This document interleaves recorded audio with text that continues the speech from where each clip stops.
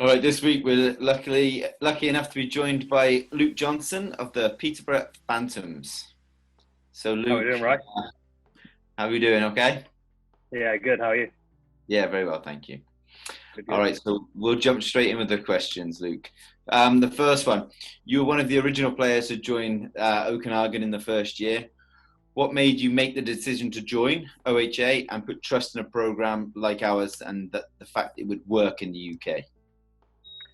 I think like you said, it was more of the unknown. It was the first year, so something like that being on the doorstep was very appealing. We'd looked at and toyed with the options of going abroad to Canada and America and starting going to an academy out there. But like Dad said at the start, yeah, if anything goes wrong, you're an hour and a half drive away, and not an 8-hour plane ride away. So it was more appealing to at least try it for the first year, see if I enjoyed it, see how I got on with school and keeping everything together all in one kind of bracket and umbrella, and then survey our options from there. Perfect. How did you find your journey over the 3 years? Can you describe, how it went from the start when you obviously turned up and you're probably a little bit nervous, all the way through to obviously, leaving with the success you had? Yeah, I mean it was a crazy journey. I still remember one of the first open days. Every time I see Linda Gulliver and Lee Gulliver, we still talk about sitting over at the Devere, and me and Harry were both these two little shy. I think I was 15 and he was probably 12 at the time. Two little shy kids sat in the corner, not really saying a lot. And now you look at the success Harry's had over there, and I've been fortunate enough to be on good teams over in the UK and play for GB and captain my country and everything else. So yeah, it was a crazy roller coaster, really. I was probably one of the only ones to have two major injuries as well. The shoulder for the first time, dislocation, and then the surgery too. So, but to come back from that and to win the way we did, unfortunately we didn't win the national championship, but to just dominate the league the way we did, we had such a good team. It was just, yeah, it was really good. Okay, well, I've got one. When you think of OHA, what's the first or best thing that springs to mind from your experience? There's a few things that spring to mind. Probably just the group, the boys. You can't not think about that without it putting a smile on your face. I was speaking to Ben and Ollie last night, and just via text, and even that was, you go back to the old times that you had in the locker room and causing mischief, which I'm sure you're well aware of. But yeah, it's just the group and the whole environment that you're in. You're with each other 24/7. If you're not at the rink or practicing, you're at school, and even on the weekend, you're seeing each other, because at the end of the day, you're best friends while you're there. So that's all you know. And yeah, the group is the special thing, I think. Perfect. How do you think OHA has impacted your life both on and off the ice? Massively. It's kind of grown me as a person. I was quite a shy 15-year-old, and I still am shy when I'm first meeting people, but now I think I come out my shell a lot quicker, and obviously OHA develops those life skills, your communication and your people skills. So off the ice, it's second to none about how I've improved, and on the ice, I don't think I would be where I am today, or even playing today, if I hadn't came to the academy. It kind of pushed me to that next level. I think when I came to the academy, I don't think I even knew what the system was. And it's not all about systems, but obviously to become a decent hockey player and play at a high level, you need to know what you're doing wherever you are on the ice, and not just, I need to try and get the puck in the net. So yeah, it's developed my game and my personality massively. Brilliant. And obviously, when you were here, you were living with the host family. So I was just wondering if you can talk to us about your experience with your host families. Yeah, I lived with Michael Stratford for the first, I think, 9 months that I was there, and then I moved into a house which was a bit chaotic with 4 of us. But after that, it was 2 great years with the billet family, which I still keep in contact with today. Try and see them as much as I can every time I'm down in Swindon. So yeah, they were lovely. They took me in as one of their own, and I couldn't have asked for a better family to be with at 17, 18, kind of while I was developing and away from home. Yeah, absolutely. So you obviously came from us from Milton Keynes, that were currently playing in the B League at the time when you were there. And within 2 years, you were playing for GB, and in 3 years, you captained GB at under 18s.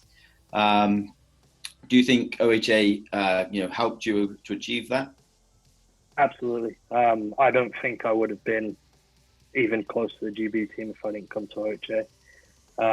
I think the first year when me, Glenn, and Stratty went up to Dumfries, I think that was kind of the benchmark for OHA to say, right, we can really push on from here. We've got 3 guys in the team. We can now take that next step forward.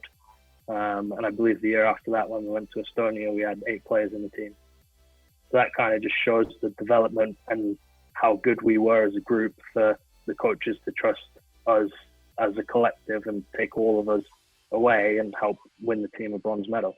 So I definitely think that I don't think I would have been anywhere near a GB caliber player if I hadn't have came to the academy. Okay, and carrying on with the GB theme, you captained both the GB under 18s and the 20s. That's obviously a very special moment for any sports player. Can you tell us a little bit about how it was to be the captain of your country? It's definitely a different experience. Kind of when you're a captain at any stage, it's an honour. But for your country, you're on the biggest stage for your nation at your age group. So it's very special to go to play in Estonia and lift the bronze medal trophy. It was only a bronze, but to still lift the trophy there, it was mind blowing, really. Like you said, coming from 3 years prior where I was in Milton Keynes playing in the B League and kind of just playing hockey because that's all I knew, to then go away and play with GB was something special, and to captain that was even more amazing. Unfortunately, the under-20s didn't go the way we planned, but we were still there and we took part. Perfect. Okay, you've obviously been on quite a few trips with the Okanagan. What was your favourite destination you went to? Or favourite trip? Probably the Austria road trip. I listened to Jordan's interview earlier, and like he said, it was you can't beat those bus trips. Although they would get hot and sweaty across the 24 hours before you even got to Austria. It was, and everyone would get on each other's nerves. You couldn't beat them. Looking back, I'd probably do it again. I'd definitely do it again. Stopping in Holland, playing the national team there, playing teams in Germany, teams across Austria. I think we went down to, I don't know where we went now, but we played everywhere in Europe, everywhere we could get that was close to Austria. And the guys at OHA Europe were super accommodating as well. That anything we needed while we were there they couldn't have done much more for us whilst we were there. Perfect. What Okanagan game stands out to you the most, or the ones you played in? There's a few. I mean, the one that I always think about, which I wish we could replay, was that last game in Sheffield. That was our last game as a group, the one we lost in. The game that stands out, which I don't think anyone will ever forget, is when we beat a team by 43 goals just before we went to Austria. So that was special. But I think any game, you could go back to the game in Chelmsford, which was a league decider, and we ended up stuffing them 8-1 in Chelmsford to win the league. You could pick any game, especially out of that last season. Coventry, where we won I can't remember what it's called, not the national championship, but you play the North team. Yeah. In front of a big crowd. I think it was.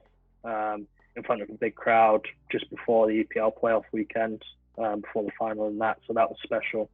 There's so many games that you could go on and list, and thankfully we were fortunate enough to be a part of all of them. Perfect.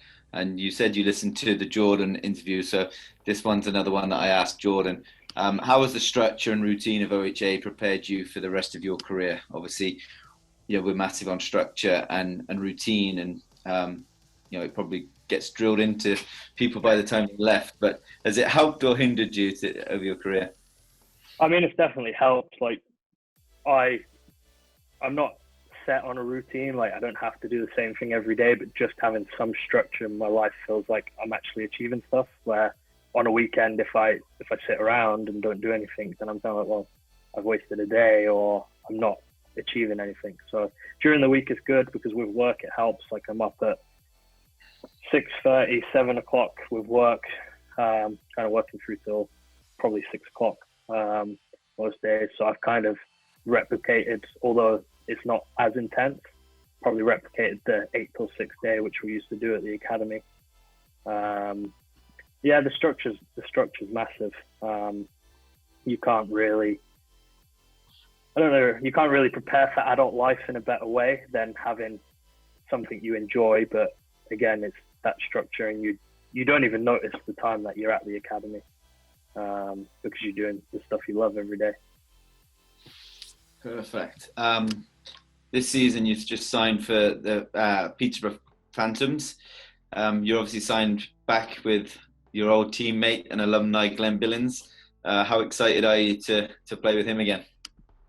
Yeah, I'm really excited. Obviously, we kind of went our separate ways 2 years ago, I think. He's played in Peterborough for a few years now. But we've always been in contact. We're probably best of friends and will always be for life. Yeah, I'm really excited just to see his face every day and be able to wind him up and push his buttons the way that only some of us will know how to. So yeah, I'm definitely really excited for that. Oh, perfect. Okay, the last but not least, we're obviously all living in some crazy times right now, and you obviously said you're at work, but what have you been getting up to during lockdown? Just working and trying to stay safe and keep myself busy, trying to keep myself in some form of shape. I've been fortunate enough to acquire some gym equipment and have that in the garage, so I've managed to keep working out. So yeah, other than work and trying to keep in shape, not a great deal, to be honest. There's not a lot we can do. Yeah, no, absolutely. Okay, well, thank you very much, Luc, for joining us. As always, you're an absolute gentleman, and obviously playing for GB and captaining both teams, proves the kind of character you are. So, you're definitely someone that we like to brag about. And thanks again for joining us. Thank you for having me.